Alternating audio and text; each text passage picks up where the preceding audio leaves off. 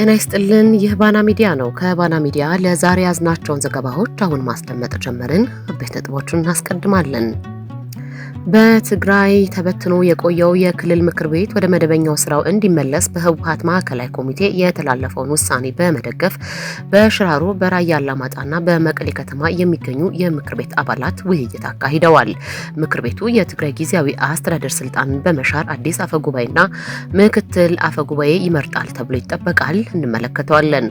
በቅርቡ በትግራይ ጊዜያዊ አስተዳደር ፕሬዝዳንት ሌተናል ጀነራል ታደሰ ወረደ የትግራይ ቴሌቪዥን ዋና ስራ አስኪያጅ ሆኖ ተሾሞ የነበረው ጋዜጠኛ አፈወርቂ ገብረ ህይወት ከተሾመ ከ8 ቀናት በኋላ ከኃላፊነቱና ከትግራይ ቴሌቪዥን መልቀቁን አስታወቀ። ጋዜጠኛው ከኃላፊነት ስለመልቀቁ የሚገልጽ መግለጫ አውጥቷል። እነግራችኋለን። በአዲስ አበባ የሚገኙ የዩናይትድ ኪንግደም ኤምባሲ በትግራይ ክልል ያለውን ወቅታዊ እንቅስቃሴ በቅርበት እየተከታተለ መሆኑን ገልጾ ሁሉም ወገኖች ውጥረቱን በማርገብ በአስቸኳይ ወደ ውይይት እንዲመለሱ ጥሪ አቅርበዋል። ኤምባሲው በክልሉ ዳግም ግጭት መከሰቱ ለትግራይ ህዝብ ብቻ ሳይሆን ለኢትዮጵያና ለቀጠናው ሰላም አስከፊ መዘዝ ያመጣል ብሏል። በዝርዝር ይዘነዋል። የፕሪቶሪያው የሰላም ስምምነት ከተፈረመ በኋላ የፌዴራሉ መንግስት በትግራይ ክልል ላይ የተከተለው ስትራቴጂካዊ አካሄድ ከቀጥታ ወታደራዊ ግጭት ወደ ረቂቅ አስተዳደራዊና ፖለቲካዊ ጫናዎች መዞሩ ይገለጻል። ጠቅላይ ሚኒስትሩ ትግራይ ላይ የተከተሉት ስውር እጆች የሚሉና ሌሎችንም ዜናዎች ይዘናል። አብራችሁን ቆዩ። በትግራይ ተበትኖ የቆየው ምክር ቤት ወደ ስራ እንዲመለስ የሚገልጽ ውሳኔ በተለያዩ አካባቢዎች እየጸደቀ ነው።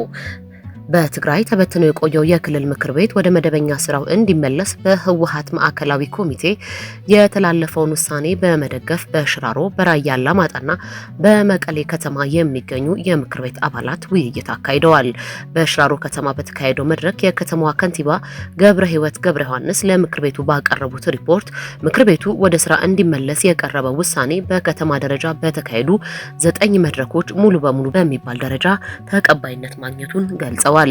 ከንቲባዋ አክለውም በሂደቱ ላይ ሊያጋጥሙ የሚችሉ የግለሰቡ እንቅፋቶች በብልሃት ለማስወገድ እንደሚሰራና ከጊዜያዊ አስተዳደር ወደ መደበኛ መንግስት የሚደረገው ሽግግር ሰላማዊ እንዲሆን ዝግጅት መደረጉን አስረድተዋል። ሊያጋጥም የሚችለውን የጦርነት ስጋት ለመመከትም አንድነትን ማጠናከር ብቸኛው መፍትሄ መሆኑ ተጠቁሟል። በተመሳሳይ የራያ አላማጣ ወረዳ ምክር ቤት አባላት ባካሄዱት 34ኛው መደበኛ ጉባኤ ህዝባዊ መንግስታችን ለትግላችን በሚል መሪ ቃል የቀረበውን ሰነድ በሙሉ ድምጽ አጽድቀዋል። የምክር ቤቱ አባላት በ2012 ዓ.ም በ2.8 ሚሊዮን የትግራይ ህዝብ የተመረጠው የምክር ቤት ወደ ስራ ተመልሶ ኃላፊነቱን መወጣት እንዳለበትም ገልጸዋል። አባላቱ አክለውም ጊዜያዊ አስተዳደሩ የህዝቡን መፈናቀል፣ የግዛት አንድነት መናጋት እና የበጀት እጥረትን መፍታት ባለመቻሉ ቅቡልነት የለውም ሲሉ ተችተዋል። የመቀሌ ከተማ ምክር ቤት በበኩሉ ባካሄደው 39ኛው መደበኛ ጉባኤ የክልሉ ምክር ቤት ወደ ስራ እንዲመለስ የቀረበውን ውሳኔ መደገፉን አረጋግጧል። የምክር ቤቱ አባላት የፕሪቶሪያውን ስምምነት የክልሉ ምክር ቤት የሚያፈርስ አንቀጽ እንደሌለው በመጥቀስ የፌዴራል መንግስት ስምምነቱን ጥሷል ሲሉ ወንጅለዋል። የተፈናቃዮች መመለስና የትግራይ የግዛት አንድነት ለማረጋገጥ የምክር ቤቱ መመለስ ወቅታዊና አስፈላጊ ውሳኔ መሆኑን ገልጸው ጊዜያዊ አስተዳደሩ ለህገ መንግስቱ ተገዢ በመሆን ሰላማዊ የስልጣን ሽግግር እንዲያደርግ ጥሪ አቅርበዋል።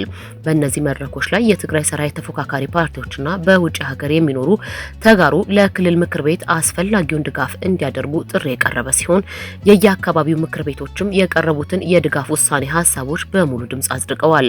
ሚያዝያ 24 ቀን 2018 ዓ.ም ደግሞ የትግራይ ክልል ምክር ቤት በቀረበው ሰነድ ተወያይቶ ውሳኔ ይሰጣል ተብሎ ይጠበቃል። ምክር ቤቱ የትግራይ ጊዜያዊ አስተዳደር ስልጣንን በመሻር አዲስ አፈጉባኤና ምክትል አፈጉባኤ ይመርጣል ተብሎ ይጠበቃል። በጀነራል ታደሰ ወረደ ሹመት የተሰጠው ጋዜጠኛ አፈወርቂ ገብረ ህይወት ከኃላፊነቱና ከስራ ራሱን አገለለ። በቅርቡ በትግራይ ጊዜያዊ አስተዳደር ፕሬዝዳንት ሌተናል ጀነራል ታደሰ ወረደ የትግራይ ቴሌቪዥን ዋና ስራ አስኪያጅ ሆኖ ተሾሞ የነበረው ጋዜጠኛ አፈወርቂ ገብረ ህይወት ከተሾመ ከ8 ቀናት በኋላ ከኃላፊነቱና ከትግራይ ቴሌቪዥን መልቀቁን አስታውቋል። ጋዜጠኛው ስልጣኑን የለቀቀው በክልሉ ባለው ከፍተኛ የፖለቲካ ፍጥጫና የሹመት ውዝግብ መሃል ነው። ጋዜጠኛ አፈወርቂ ባወጣው መግለጫ ባለፉት 14 ዓመታት በቆየበት ተቋም ውስጥ የነበረው ቆይታ ከስራ በላይ ህይወቱ እንደነበረ ገልጿል። በቆይታውም ደስታን፣ ኩራትን፣ መስዋዕትነትና ከባድ ፈተናዎችን እንዳለፈ በመጥቀስ አሁን ግን በገዛ ፍቃዱ ከኃላፊነቱ ለመልቀቅ መወሰኑን ይፋ አድርጓል። ሚያዝያ 16 ቀን 2018 ዓ.ም ፕሬዝዳንት ታደሰ ወረደ የቀድሞ ስራ አስኪያጅ አቶ አባዲ ገብረስላሴን ከኃላፊነት አንስተው በምትካቸው ጋዜጠኛ አፈወርቂ ገብረ ህይወትን በጊዜያዊነት ሰይመው ነበረ። ይሁን እንጂ ይህ ሹመት በተቋም ውስጥ ተግባራዊ መሆን አለመቻሉ ሲነገር ቆይቷል። በዶክተር ደብረጽዮን ገብረ ሚካኤል የሚመራው የህወሓት ስራ አስፈጻሚ ጀነራል ታደሰ ወረደ ከመጋቢት 30 ቀን 2018 በኋላ ማንንም የመሾም ሆነ የመሻር መብት እንደሌላቸው የሚገልጽ የማስጠንቀቂያ ደብዳቤ ልከዋል። ድርጅቱ ከዚህ ቀን በኋላ የተሰጡ ውሳኔዎች ተቀባይነት የላቸውም በማለቱ የጋዜጠኛ አፈወርቂ ሹመት በሁለቱ ኃይሎች መካከል ለተፈጠረው ፍጥጫ ማሳያ ሆኖ ሰንብቷል። የአመራር ለውጡ መነሻ ሚያዝያ 13 ቀን 2018 ዓ.ም ፕሬዝዳንቱ የሰጡት መግለጫ በትግራይ ቴሌቪዥን ተዛብቶ ቀርቧል በሚል የቀረበ ወቀሳ እንደነበር ይታወሳል። ይህን ተከትሎ ሚያዝያ 16 ቀን በተደረገው የካቢኔ ስብሰባም በጣቢያው እንዳይዘገብ መደረጉ በፕሬዝዳንቱና በጣቢያው አመራሮች መካከል ያለውን አለመግባባት አጋግሎት ነበረ። ጋዜጠኛ አፈወርቂ ከኃላፊነቱ ቢለቅም ለክልሉ የወደፊት እጣ ፈንታና ለሚያምንበት ዓላማ አሁንም ቁርጠኛ መሆኑን ገልጸዋል። ወደ ትልቅ ዓላማ እየተጓዝኩ ነው በሚል የሰጠው ማጠቃለያ በቀጣይም በሌላ መስክ ዝግጁ መሆኑን አመላክተዋል። የጋዜጠኛ አፈወርቂ ገብረ ህይወት በራሱ ፈቃድ መልቀቅ በህወሓት ግፊት ሊሆን እንደሚችል እየተገለጸ ነው። በጀነራል ታደሰ ወረደ ከኃላፊነት የተነሱት አቶ አባዲ ገብረስላሴ አሁንም በስራቸው ላይ መሆናቸውን ማረጋገጥ ተችሏል። በአዲስ አበባ የሚገኘው የዩናይትድ ኪንግደም ኤምባሲ በትግራይ ክልል ያለውን ወቅታዊ እንቅስቃሴ በቅርበት እየተከታተለ መሆኑን ገልጾ ሁሉም ወገኖች ውጥረቱን በማርገብ በአስቸኳይ ወደ ውይይት እንዲመለሱ ጥሪ ያቀረበ። ኤምባሲው ባወጣው መግለጫ ዘላቂ የሰላም ስምምነቱ ተግባራዊ ለማድረግ የጀመረውን የውይይት ሂደት አስፈላጊነት አጽንኦት የሰጠ ሲሆን ከስምምነቱ መንፈስና ማዕቀፍ ውጭ የሆኑ ማናቸውም ተግባራት እንደማያበረታታ አስታውቋል።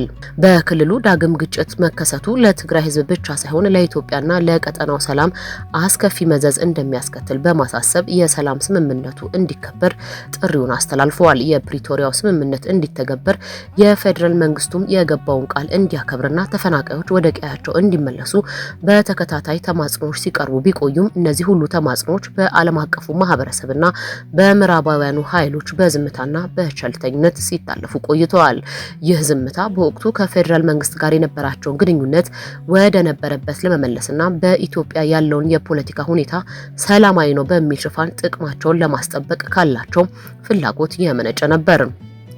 ሆኖም ግን ዛሬ እነዚህ ሀገራትና ተቋማት በድንገት ድምጻቸውን ከፍ አድርገው መግለጫ ለማውጣት የተገደዱት ለትግራይ ህዝብ ከሰብአዊ መብት ከመቆርቆር ይልቅ በትግራይ በኩል የታየው ወታደራዊ ዝግጅትና የሰራዊቱ ዳግም መደራጀት የቀጠናውን ጂኦፖለቲካዊ ሚዛን ሊቀይር ይችላል የሚል ስጋት ስላደረባቸው እንደሆነ እየተገለጸ ነው። የእንግሊዝ ኤምባሲም ሆነ የአውሮፓ ህብረት አሁን የሰላም ስምምነቱ ይከበር ማለት የጀመሩት የትግራይ ሰራዊት አዲስ እንቅስቃሴ መጀመሩን ተከትሎ ነው። ከምዕራብ ትግራይ ተፈናቅለው በተለያየ ማቆያ ማዕከላት የሚገኙ የትግራይ ተፈናቃዮች በጅብ ሲበሉ በረሃብ ሲያልቁና በጎርፍ ሲወሰዱ ምንም መግለጫ አላወጡም ነበር። ዓለምን ያስደነገጠውና ዲፕሎማቶቹን ከእንቅልፋቸው የቀሰቀሰው ግን የትግራይ ሰራዊት የተፈናቀለ ህዝቡንና የተወረረ መሬቱን ለማስመለስ ቁርጠኝነት ማሳየቱ ነው። የእነዚህ አካላት አሁናዊ መግለጫዎች የፌዴራል መንግስት ግዴታውን ባለመወጣቱ የተፈጠረ ክፍተት ለመሸፈን የሚደረጉ ሙከራዎች ሲሆኑ ዓላማቸውም የትግራይን ሰራዊት በጉልበት በዲፕሎማሲያዊ ጫና ገትሮ መያዝ ነው። ይህ ሁኔታ የሚያሳየው በዓለም አቀፍ ፖለቲካ ውስጥ ሰብአዊነትና ህግ የሚከበሩት ጠንካራ የኃይል መሰረት ሲኖር ብቻ ነው። በትግራይ በኩል የተገነባው ሰራዊትም የክልሉን ደህንነት ከማስጠበቅ ባለፈ መላው ዓለም በትኩረት እንዲመለከትና የዲፕሎማሲ አቅጣጫውን እንዲቀይር ያስገደደ ታላቅ ክስተት ሆኗል። በሌላ በኩል ዓለም አቀፍ ተቋማትና ሀገራት የማስጠንቀቂያ መግለጫ ለማውጣት ያስገድዳቸው ህወሓት በፕሪቶሪያው የተቋቋመውን ጊዜያዊ አስተዳደር አፍርሶ በስምምነቱ ተበትኖ የነበረውን ምክር ቤት ለመመለስ መወሰኑ ነው ተብሏል። የአብይ አህመድ መንግስት በትግራይ ላይ የተከተለው ስውር ስልት ውጤት እያመጣ መሆኑ ተገለጸ። የፕሪቶሪያው የሰላም ስምምነት ከተፈረመ በኋላ የፌዴራል መንግስት በትግራይ ክልል ላይ የተከተለው ስትራቴጂካዊ አካሄድ ከቀጥታ ወታደራዊ ግጭት ወደ ረቂቅ አስተዳደራዊና ፖለቲካዊ ጫናዎች መዞሩን ይገልጻል። ይህ ዝምተኛ ተብሎ የተጠራው ስልት ህወሓት ከውስጥም በመከፋፈልና በማዳከም ረገድ ከፍተኛ ስኬት እያገኘ መሆኑ ተገልጿል። የፕሪቶሪያው የሰላም ስምምነት ከተፈረመ ከ3 ዓመታት በኋላ በትግራይ ክልል የታየው አንጻራዊ መረጋጋት ከጀርባው የፌዴራሉ መንግስት ክልሉን በፖለቲካዊና አስተዳደራዊ መንገዶች ለመቆጣጠር የያዘውን አዲስና ረቂቅ ስልት የሚሸፍን መሆኑን የቀድሞ የኢትዮጵያ ሰብአዊ መብት ኮሚሽን ከፍተኛ አማካሪ ዶክተር አስመላሽ ዮሐንስ በኢትዮጵያ ኢንሳይት ባሰፈሩት ጽሁፋቸው ላይ በዝርዝር አቅርበዋል። ጠቅላይ ሚኒስትር አብይ አህመድ ከዚህ ቀደም ይከተሉት ከነበረው ይፋዊ ወታደራዊ ግጭትና ግልጽ ዛቻ በመውጣት አሁን ላይ የክልሉን አመራር ከውስጥ በማዳከም አስተዳደራዊ ጫናዎችን በመጠቀምና የፖለቲካ መከፋፈልን በማፋጠን ክልሉ ወደ ሙሉ ቁጥጥራቸው ለማስገባት የሚያስችል ስትራቴጂ እየተገበሩ መሆኑ ተመላክቷል። ይህ አዲስ ስልት በዋነኝነት ያተኮረው በትግራይ ክልል ገዢ ፓርቲ በሆነው ህወሓት የውስጥ ድክመትና መከፋፈል ላይ መሆኑን ዘገባ ያመለክታል። የፓርቲው አመራሮች የክልሉን ማህበራዊና ኢኮኖሚያዊ መሰረተ ልማቶች መልሶ ከመገንባት ይልቅ በውስጥ የስልጣን ሽኩቻና በቡድን ንትርክ መጠመዳቸው ለፌዴራሉ መንግስት ምቹ ሁኔታን ፈጥሯል። የዚህ ፖለቲካዊ ውጥረት ትልቁ ማሳያና ውጤት ተደርጎ የተጠቀሰው የጊዜያዊ አስተዳደሩ ፕሬዝዳንት የነበሩት አቶ ጌታቸው ረዳ በፓርቲው ውስጥ በደረሰባቸው ከፍተኛ ተጽዕኖ መገለል፣ ጫናና በመጨረሻ መቀሌ ለቀው ወደ አዲስ አበባ ለመሰደድ መገደዳቸው ነው። ይህ ክስተት በህዝቡ ዘንድ የነበረውን የለውጥ ተስፋ ከጨለማ ባለፈ የህወሓትን የመምራትና የመቆጣጠር አቅም ትልቅ ጥያቄ ውስጥ የከተተ ሆኖ መስገቡን ዶክተር አስመላሽ ዮሐንስ ያስረዳሉ። በሌላ በኩል የፌዴራል መንግስት በክልሉ ወታደራዊ አመራሮችና በሲቪል መዋቅሩ መካከል ያለውን ልዩነት ለራሱ ፖለቲካዊ ዓላማ በብቃት እየተጠቀመበት እንደሚገኝ ትንታኔው ያሳያል። የትግራይ ሰራዊት ዋና አዛዥ የነበሩትና የጊዜያዊ አስተዳደር ፕሬዝዳንት ሌተናል ጀነራል ታደሰ ወረደ የጌታቸው ረዳን አስተዳደር በማዳከምና በክልሉ አዲስ የኃይል ሚዛን በመፍጠር ረገድ ቁልፍ ሚና መጫወታቸው ይነገራል።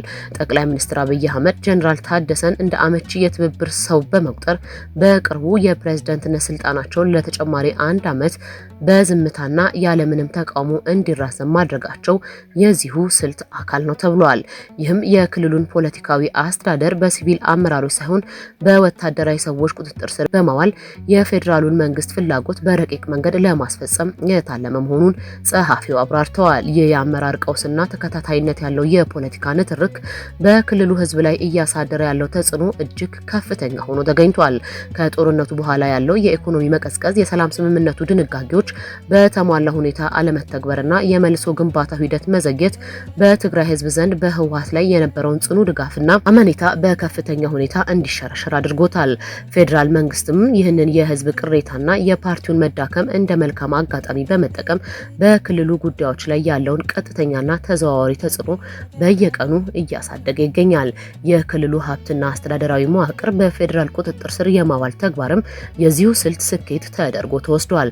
በአጠቃላይ የፌዴራል መንግስት በቀጥታ ጦርነትና በመሳሪያ ኃይል ሊያሳካው ያልቻለውን ህወሓትን የማዳከምና ትግራይን የመቆጣጠር ስትራቴጂካዊ ግብ ፓርቲው በራሱ የውስጥ ሽኩቻ እንዲዳከም በማድረግና ቁልፍ የክልሉን ሰዎች ወደ ራሱ በመሳብ በረቂቅ ፖለቲካዊ ስልቶች እየተገበረው ይገኛል። የዝምተኛ ስልት የትግራይን የፖለቲካ የወደፊት እጣ ፈንታና የክልሉን ራስን በራስ የማስተዳደር መብት አዲስና ፈታኝ ምዕራፍ ላይ የጣለ መሆኑን ካለፉት 3 ዓመታት ክስተቶች ከአሁኑ የአመራር ለውጥ መረዳት እንደሚቻል ዘገባው ያመለክታል። በመካከለኛው ምስራቅ ያለው ወታደራዊና ኢኮኖሚያዊ ፍጥጫ እጅግ በበረታበት በዚህ ወቅት ኢራን አዲስ የመደራደሪያ ሀሳብ ይዛ ብቅ ማለቷ ተሰምቷል። ይህ የቴሄራን እርምጃ የመጣው አሜሪካ በኢራን ወደቦች ላይ የባህር ላይ እገዳ በጣለችበትና የሆርሙዝ ሰርጥ በኢራን ኃይሎች ተዘግቶ ባለበት ነው። ኢራን በመካከለኛው ምስራቅ በወታደራዊ ቀጠናዊ ውጥረቱን ለማርገብ የተኩስ አቁም ስምምነቱን ለማጽናት ያለመ አዲስና የተሻሻለ የሰላም እቅድ በፓኪስታን በኩል ለአሜሪካ ማቅረቧ ተገልጿል። ምንም እንኳን የሰላም እቅዱ ዝርዝር ይፋ ባይደረግም እርምጃው በቀጠና ያለውን ከፍተኛ ውጥረት ለማቃለል እድል ሊፈጥር እንደሚችል ዓለም አቀፍ ሚዲያዎች እየዘገቡ ይገኛሉ። ፕሬዚደንት ዶናልድ ትራምፕ በበኩላቸው የድርድሩ ሂደት ዝርዝር ከእሳቸውና ከጥቂት የቅርብ ባለስልጣናት ውጪ ለማንም ግልጽ ባይሆንም ሂደቱ አሁንም በተስፋ እየቀጠለ መሆኑን ፍንጭ ሰጥተዋል። የቴህራን አዲስ እቅድ አሜሪካን በኢራን ወደቦችና መርከቦች ላይ የጣለችውን ማዕቀብ ከፈጠረው የኢኮኖሚ ጫና ጋር የተያያዘ እንደሆነ ተንታኞች ግምታቸውን እያስቀመጡ ነው። ኢራን አዲስ የመደራደሪያ እቅድ ብታቀርብም የአሜሪካ የግምጃ ቤት ሚኒስትር ወደ 30 የሚጠጉ ግለሰቦችና ተቋማትን ኢላማ ያደረገ አዲስ ከኢራን ጋር የተያያዘ ማዕቀብ መጣሉን አስታውቋል። አሜሪካ ቻይና ከኢራን ነዳጅ መግዛቷን የማታቆም ከሆነ 100% የንግድ ቀረጥ እንደምትጥልባት ያስጠነቀቀች ሲሆን ይህም በቤጂንግና በዋሽንግተን መካከል ያለውን የንግድ ግንኙነት ወደ ከፍተኛ አደጋ እየከተተው ይገኛል።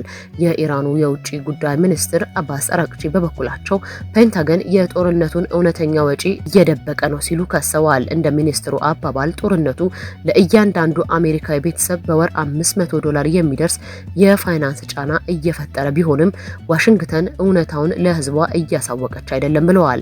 ይህ በእንዲህ እንዳለ ፕሬዚደንት ትራምፕ የአሜሪካን ጦር ከስፔንና ከጣሊያን ሊያስወጡ እንደሚችሉ ማሳወቃቸው በአውሮፓውያን አጋሮቻቸው ዘንድ ከፍተኛ መደናገጥን ፈጥሯል።